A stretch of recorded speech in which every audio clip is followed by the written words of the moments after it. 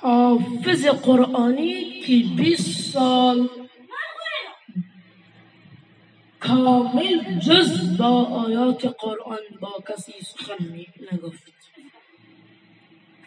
داستان حافظ قرآنی که 20 سال کامل جز با آیات قرآن با کسی سخن نگفت. در این باره نقل شده که فیزه در بیابانی از کاروان حج عقب افتاد و تنها در بیابان سرگردان شد. شخصی با نام عبدالله مبارک که از کاروان عقب مانده بود میگوید بانویی را تنها در بیابان دیدم. من سوار بر شتر بودم، نزد او رفتم و هرچی پرسیدم با آیه قرآن به من جواب داد. با او گفتم تو کیستی؟ گفت و قل سلام فسوف یعلمون. بگو سلام بر شما به زودی خواهد دانست. عبدالله گفت بر او سلام کردم و گفتم تو اینجا چی میکنی؟ گفت و من یهدی الله فما له من مضل. گفت و من یهدی الله فما له من مضل. هر کس را خدا هدایت کند هیچ گمراه کننده‌ای نخواهد داشت. فهمیدم که راه گم کرده است. گفتم از جن هستی یا از انس؟ گفت یا بنی آدم خذوا زینتکم. ای فرزندان آدم زینت خود را بردارید. فهمیدم از انس است. گفت از کجا می آیی؟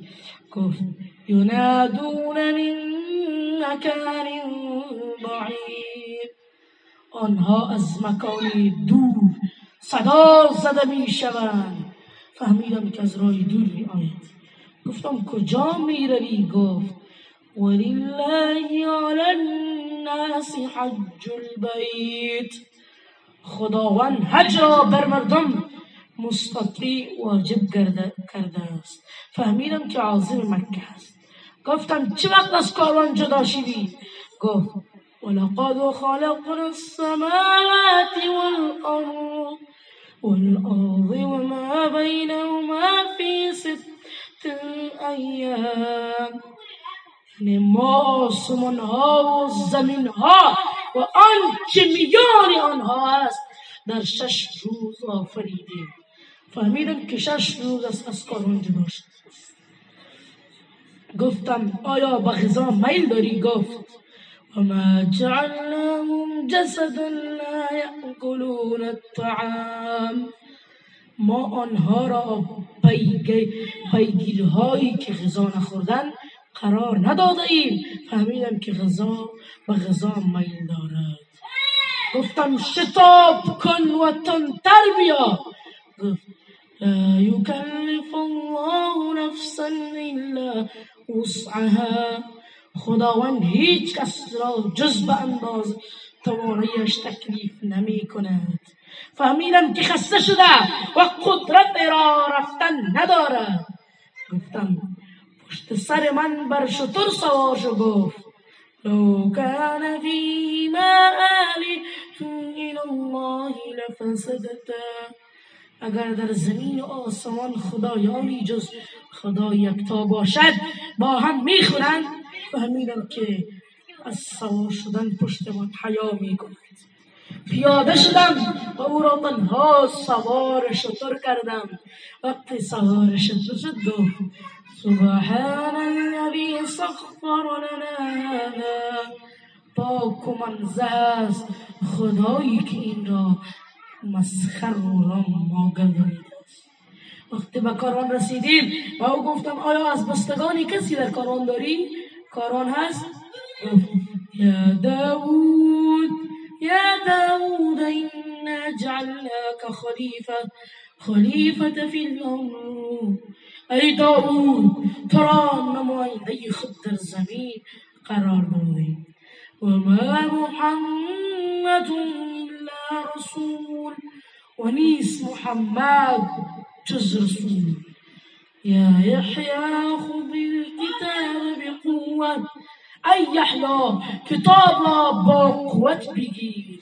یا موسی اینی الی الله، این الله، ای موسی همانا منم خداوند. دریافتن افرادی به نامهای داوود، محمد، یحیی و موسی داخل کانون هستند و او خویشاوندی دارند.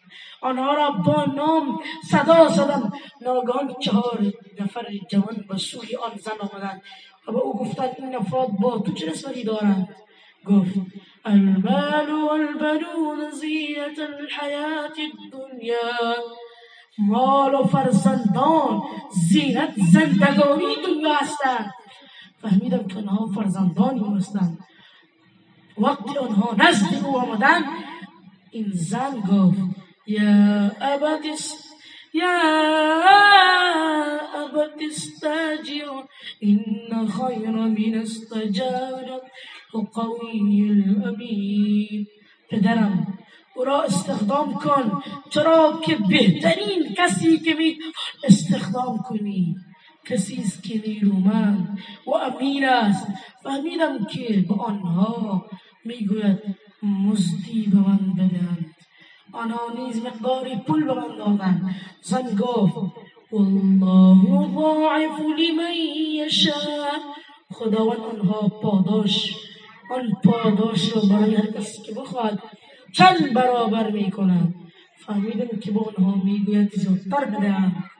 آنها نیز بر من پاداش بیشتری دادند. از آنها پرسیدم این زن کیست؟